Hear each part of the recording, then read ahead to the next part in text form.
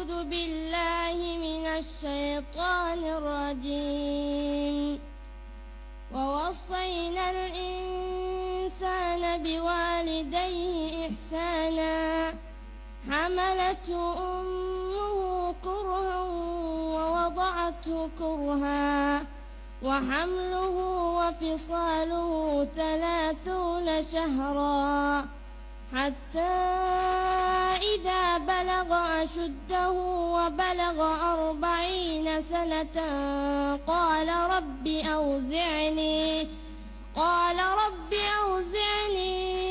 أن أشكر نعمتك التي أنعمت علي وعلى والدي وأن أعمل صالحا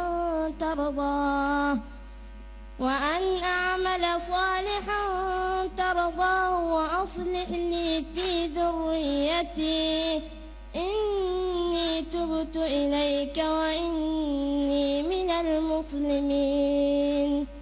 أولئك الذين نتقبل عنهم أحسن ما عملوا ونتجاوز عن سيئاتهم في أصحاب الجنة وعد الصدق الذي كانوا يوعدون.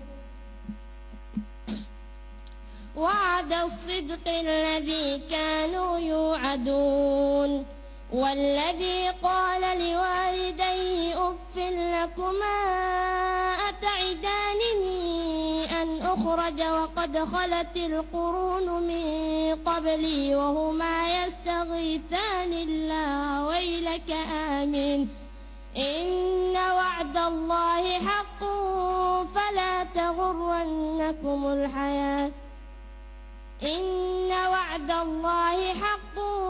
فيقول ما هذا إلا أساطير الأولين.